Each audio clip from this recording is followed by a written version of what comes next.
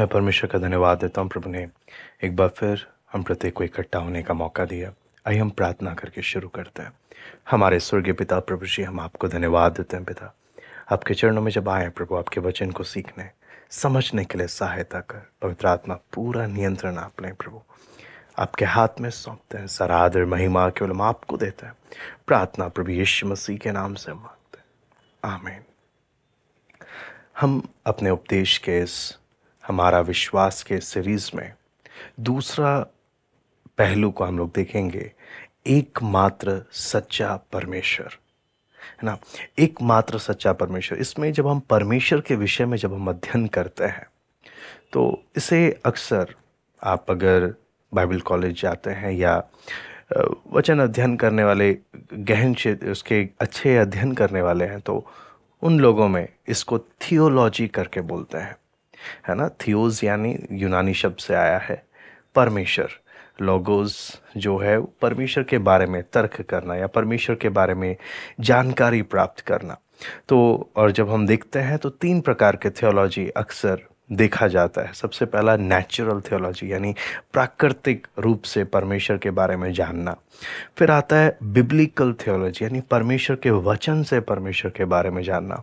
फिर आता है सिस्टमैटिक थियोलॉजी। सिस्टमैटिक थियोलॉजी यानी क्रम अनुसार परमेश्वर के बारे में एक सही तरीके से जानना, जिसमें आप सृष्टि के द्वारा, तार्किक कारणों के द्वारा, फिलोसॉफिकल रीजंस के द्वारा और परमेश्वर के वचन के द्वारा हर प्रकार से परमेश्वर के बारे में जानने का प्रयास करते हैं।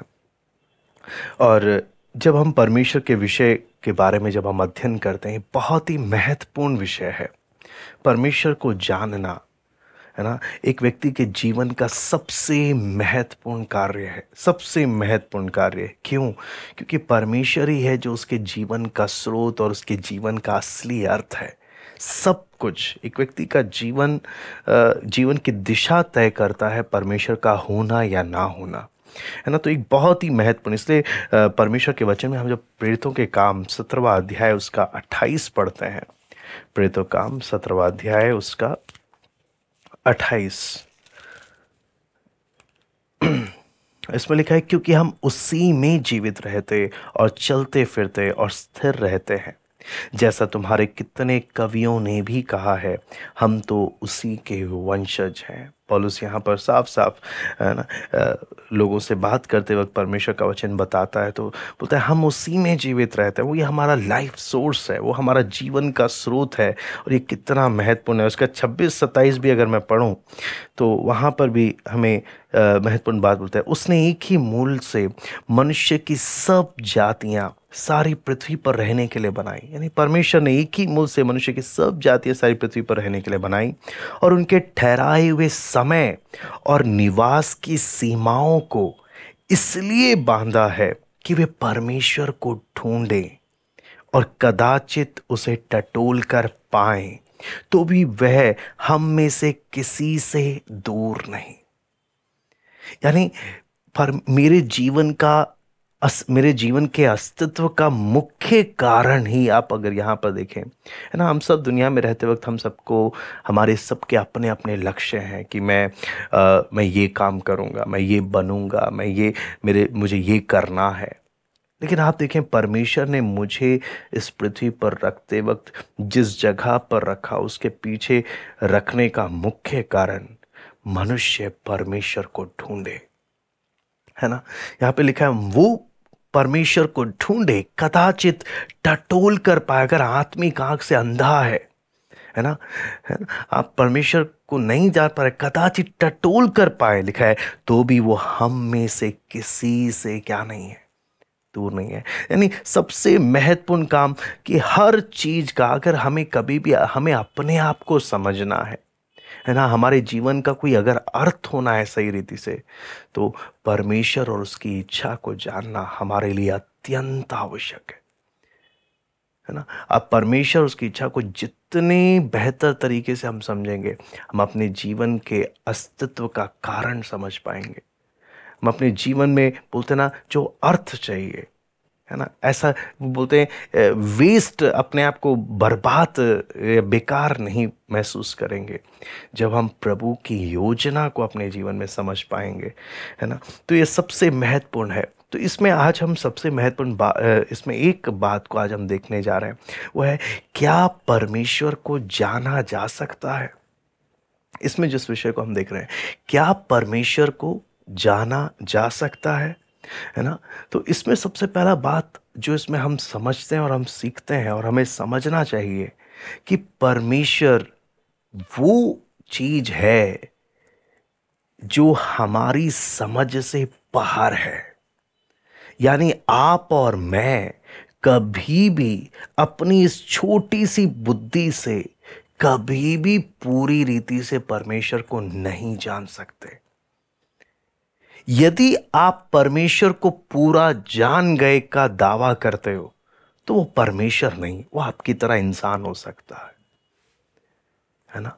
परमेश्वर बोलने का मतलब वो असीमित बुद्धि का, असीमित ज्ञान वाला है, और हम अपनी सीमित बुद्धि से कभी भी उसको पूरी रीति से क्या नहीं कर सकते, जान नहीं सकते। इसलिए जब परमेश्वर बोलते साथ ये वो चीज है जो हमारी समझ से बाहर है ना। इसके लिए वचन में मैं चाहूंगा हम पढ़ें अय्यूब 11:7। अय्यूब 11:7। क्या तू परमेश्वर का गूढ़ भेद पा सकता है?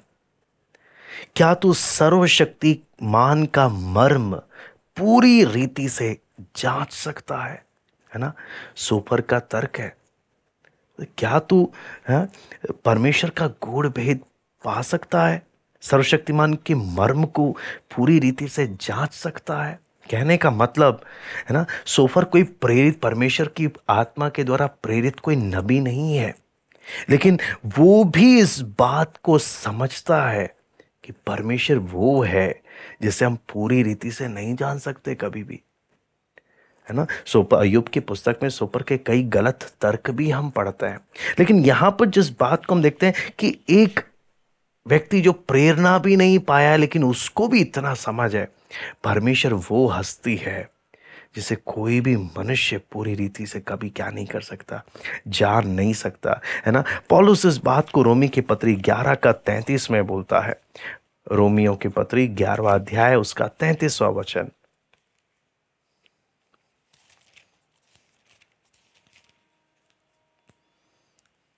आहा, परमेश्वर का धन और बुद्धि और ज्ञान क्या ही गंभीर है, उसके विचार कैसे अथाह और उसके मार्ग कैसे अगम्य है। मैं दोबारा से पढ़ना चाहूंगा। आहा, परमेश्वर का धन और बुद्धि और ज्ञान क्या ही गंभीर है, उसके विचार कैसे अथाह और उसके मार्ग कैसे अगम्य है ना। बोलने का मतलब क्या है, परमेश्वर को क्या नहीं कर सकते, है ना। कोई भी व्यक्ति पूरी रीति से समझ नहीं सकता है। यशाया 40:18 मैं पढ़ना चाहता हूं। यशाया 40:18 यहां पे लिखा है, तुम परमेश्वर को किसके समान बताओगे और उसकी उपमा किससे दोगे, है ना। परमेश्वर को तुम किसके समान बताओगे और उसकी उपमा यानी उसका एग्जाम्पल किससे दोगे कि परमेश्वर ऐसा है। बोलने का मतलब हम और आप जिसके बारे में अध्ययन करने जा रहे हैं, ये वो चीज है जिसे समझना हमारी बस की नहीं है। कोई भी मनुष्य सीमित बुद्धि वाला जो उसके समस्त सृष्टि में एक धूल के किणकों के समान है, सृष्टिकर्ता परमेश्वर को समझ पाना किसी भी मनुष्य के बस की बात नहीं है। इससे परमेश्वर बोलते किससे मेरी उपमा दोगे, किसके समान मुझे बताओगे, है ना। भजन संहिता 36:6 मैं पढ़ना चाहता हूं। भजन संहिता 36:6। तेरा धर्म ऊंचे पर्वतों के समान है, तेरे नियम अथाह सागर ठहरे हैं। हे यहोवा, तू मनुष्य और पशु दोनों की रक्षा करता है ना। तो इससे क्या चीज मुझे समझ में आता है, आप और मैं, हम क्या चीज समझ सकते हैं कि कभी भी हम परमेश्वर के पूरे स्वभाव को, है ना, या उसकी योजनाओं को, या उसके हर एक एक कामों को आप और मैं कभी नहीं समझ सकते, कभी भी पूरा नहीं जान सकते, नहीं हो सकता। इस छोटी बुद्धि के साथ हम कभी नहीं जान सकते। आपको मालूम है कितनी बार देखकर हैरानी होती है जब लोग बोलते हैं परमेश्वर को ऐसा करना चाहिए, है ना, परमेश्वर ने ऐसा ये सही नहीं किया, या परमेश्वर ने मुझे धोखा दिया। हे सीमित बुद्धि वाले मनुष्य, तू जानता क्या है? तो अपने आप को भी नहीं जानता। जब हम परमेश्वर का अध्ययन करते हैं, नम्रता आती है, मैं क्या हूं और मैं जिसके बारे में अध्ययन कर रहा हूं, ये वो चीज है जो आज इससे महत्वपूर्ण पढ़ाई दुनिया में शायद कोई और विषय नहीं हो सकता, कोई और विषय नहीं हो सकता। सबसे नम्र करने वाला विषय है। लेकिन क्या जिस परमेश्वर को हम समझ नहीं सकते, जो हमारी समझ से बाहर है, क्या फिर उस परमेश्वर को हम जान भी नहीं सकते बिल्कुल भी? वो कौन है, क्या चाहता है? नहीं, यहां पर परमेश्वर का वचन कहता है कि हम परमेश्वर को जान सकते हैं। बेशक वो हमारी समझ से बाहर है, वो असीमित है। उसको बताने के लिए, उसके लिए हमारे पास कोई एग्जाम्पल नहीं है। वो इतना महान, असीमित, इतना विशेष है कि हमारे पास शब्द नहीं है उसको, उसकी उपमा देने के लिए। लेकिन वचन कहता है परमेश्वर ने अपने आप को मनुष्य पर प्रकट कर दिया है ना। पवित्र शास्त्र साफ साफ कहता है कि हम परमेश्वर को जान सकते हैं। क्यों? क्योंकि इसकी पहल स्वयं परमेश्वर ने की है। मनुष्य अपनी बुद्धि, अपने प्रयास से कभी परमेश्वर को नहीं जान सकता, लेकिन परमेश्वर ने चाहा कि मनुष्य पर अपने आप को क्या करे, प्रकट करे। इसके लिए मैं पढ़ना चाहूंगा इब्रानियों की पत्री 1 अध्याय उसका 1 से लेकर 3 तक। पूर्व युग में परमेश्वर ने बाप दादों से थोड़ा थोड़ा करके और भांति भांति से भविष्यद्वक्ताओं के द्वारा बातें कर इन अंतिम दिनों में हमसे पुत्र के द्वारा बातें की, जिसे उसने सारी वस्तुओं का वारिस ठहराया और उसी के द्वारा उसने सारी सृष्टि की रचना की। वे उसकी महिमा का प्रकाश और उसके तत्व की छाप है। सब वस्तुओं को अपनी सामर्थ के वचन से संभालता है। वो पापों को धोकर ऊंचे स्थानों पर महामहिम के दाहिने जा बैठा। तो यहां पर हम साफ देखते हैं पूर्व युग में परमेश्वर ने, है ना, बाप दादों से थोड़ा थोड़ा करके, यानी मनुष्य परमेश्वर को जाने कैसे हुआ संभव? क्या मनुष्य ने कोई डिस्कवरी करी? नहीं, यह परमेश्वर था जिसने पहल किया कि मनुष्य पर अपने आप को प्रकट करे। और थोड़ा थोड़ा परमेश्वर अपने आप को प्रकट करते करते करते आया, और अंत में, है ना, वचन क्या बोलता है, यीशु मसीह के द्वारा उसने अपने आप को पूरी रीति से क्या किया, प्रकट किया, है ना। यूहन्ना 1:18 भी मैं पढ़ना चाहूंगा। यूहन्ना 1:18, परमेश्वर को किसी ने कभी नहीं देखा, इकलौता पुत्र जो पिता की गोद में है, उसी ने उसे प्रकट किया। उसी ने उसे क्या किया, प्रकट किया, है ना। तो इससे हम क्या चीज समझ सकते हैं कि परमेश्वर है जिसने चाहा। परमेश्वर जितना प्रकट करना चाहे उतना ही मनुष्य परमेश्वर को क्या कर सकता है, जान सकता है। और हम देखते हैं कि मनुष्य के उद्धार के लिए, मनुष्य के अनंत जीवन के लिए, मनुष्य को नाश होने से बचने के लिए अति आवश्यक है प्रभु को जाने। है ना। इसलिए यूहन्ना 17:3 में इस बात के बारे में लिखा है, यूहन्ना 17:3, अनंत जीवन ये है कि वे तुझ एकमात्र सच्चे परमेश्वर को और यीशु मसीह को जिसे तूने भेजा है जाने। है ना। अनंत जीवन क्या है? तुझे क्या करे? जाने। है ना। सबसे महत्वपूर्ण बात प्रभु को जानना। पहला यूहन्ना 5:20 मैं पढ़ना चाहूंगा। पहला यूहन्ना 5:20 यहां पे लिखा है, हम यह भी जानते हैं कि परमेश्वर का पुत्र आ गया है और उसने हमें समझ दी है कि हम उस सच्चे को पहचाने और हम उसमें जो सत्य है अर्थात उसके पुत्र यीशु मसीह में रहते हैं। सच्चा परमेश्वर और अनंत जीवन यही है ना। तो यहां पे क्या लिखा है? हम ये जानते हैं परमेश्वर का पुत्र आ गया है और उसने हमें क्या दी है? समझ दी है कि हम उस सच्चे को क्या करें? पहचाने। परमेश्वर को जानना उसने समझ दिया, वो प्रकट कर कर दे रहा। तो पहला चीज, क्या परमेश्वर को जाना जा सकता है? उसमें हमने क्या देखा? परमेश्वर वो हस्ती है जो समझ से बाहर है। आप और मैं अपनी इस छोटी बुद्धि से कभी भी पूरा परमेश्वर को जान नहीं सकते, लेकिन इसका मतलब ये नहीं कि मैं परमेश्वर को बिल्कुल जान ही नहीं सकता हूं। पवित्र शास्त्र के में हम साफ साफ देखते हैं परमेश्वर पहल कर रहा है। परमेश्वर अपने आप को मनुष्य पर क्या कर कर दे रहा है? प्रकट कर कर दे रहा है, थोड़ा थोड़ा करके। अब यीशु मसीह के द्वारा उसने पूरी रीति से अपने आप को क्या किया? ऐसा प्रकट किया जो हमारे अनंत जीवन उद्धार के लिए जो भी अत्यंत आवश्यक है वो सब बातें उसने हमें क्या किया? प्रकट कर कर दिया, ताकि हम प्रभु में बढ़े और उसके स्वभाव में आए।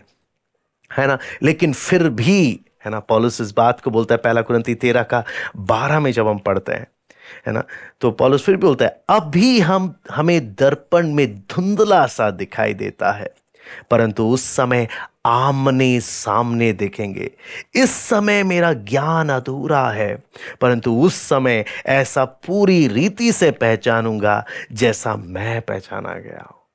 जब तक इस पृथ्वी में, इस शरीर में है, हमारा धुंधला है, पूरा नहीं जान सकते, इस सीमित बुद्धि से हम नहीं समझ सकते। लेकिन हाँ, एक समय आएगा जब पूरी रीति से हमें प्रभु को क्या करने का मौका मिलेगा? देखने का मौका मिलेगा। पहला कुरिन्थी 1:21 भी मैं पढ़ना चाहता हूं।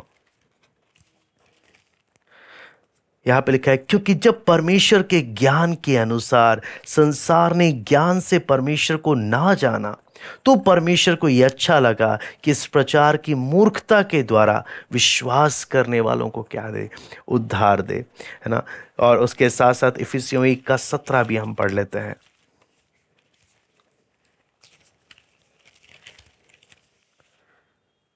कि हमारे प्रभु यीशु मसीह का परमेश्वर जो महिमा का पिता है तुम्हें अपनी पहचान में ज्ञान और प्रकाश की आत्मा दे। अपनी पहचान में, है ना। परमेश्वर सृष्टि के द्वारा प्रकट कर रहा है।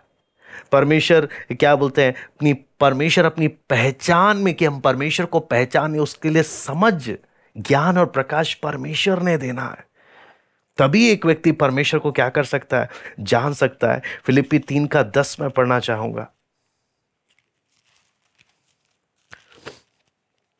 यहां पे लिखा है, ताकि मैं उसको और उसके मृत्युंजय की सामर्थ को, उसके दुखों में सहभागी होने मर्म को क्या करूं? जानूं। है ना। कुलुसी 1:10 भी मैं पढ़ना चाहता हूं। ताकि तुम्हारा चाल चलन प्रभु के योग्य हो और वे सब प्रकार से प्रसन्न हो और तुम में हर प्रकार के भले कामों का फल लगे और तुम परमेश्वर की पहचान में बढ़ते जाओ। पहचान में बढ़ता, इसका मतलब क्या है? एक प्रोसेस है प्रभु को जानने का। यानी कि एक झटके में मैंने प्रभु को पूरा क्या कर लिया? जान लिया। प्रभु जैसे जैसे प्रकट कर रहा है, प्रभु को जानते जानते जानते जा रहे हैं। और सबसे महत्वपूर्ण है, जीवन का सबसे महत्वपूर्ण काम यही है, मैंने, आपने, हम प्रत्येक ने मेरे अपने प्रभु को क्या करना है? उस नजदीक से। आपको मालूम है, जितना हम जानते हैं ना प्रभु को, हमारा विश्वास उतना बलवंत हो जाता है। उतना मजबूत होते हैं हम प्रभु को जितना हम जानते हैं। रोमी 1 का 19 से 23 आप जानते हैं क्या घटनाएं वहां पे होती। दूसरा पत्रस 1 का 2 और 3 भी मैं पढ़ना चाहता हूं। दूसरा पत्रस 1 का 2 और 3। परमेश्वर की और हमारे प्रभु यीशु की पहचान के द्वारा अनुग्रह और शांति तुम में बहुतायत से बढ़ती जाए, क्योंकि उसकी ईश्वरीय सामर्थ्य ने सब कुछ जो जीवन और भक्ति से संबंधित रखता है हमें उसी की पहचान के द्वारा दिया है, जिसने हमें अपनी महिमा और सद्गुण के अनुसार क्या किया, बुलाया। तो वचन बार बार इस बात पे जोर देता है, पवित्र शास्त्र पूरी रीति से जोर देता है, परमेश्वर को जाना जा सकता है। बेशक वो समझ से बाहर एक हस्ती है, पूरा नहीं जान सकते, लेकिन जितना उसने प्रकट किया, जितना आपके और मेरे लिए अत्यंत आवश्यक है, वो सब कुछ उसने दिया है ताकि आप और मैं उसे जाने। और ये हमारे जीवन का परम लक्ष्य है। मैं प्रभु को जानूं और उसकी इच्छा को अपने जीवन में पूरी करूं। आइए हम प्रार्थना करते हैं। स्वर्गीय पिता प्रभु जी, हम आपको धन्यवाद देते हैं पिता, जब आपका वचन हम सीखते हैं प्रभु, दया कर प्रभु, आपको नजदीकी से जानने के लिए हमें एक एक को सहायता कर पिता। धन्यवाद देते हैं पिता आज की संगति के लिए, हम एक एक से बात कर सरादर महिमा केवल हम आपको देते हैं। प्रार्थना प्रभु यीशु मसीह के नाम से मांगते हैं, आमीन।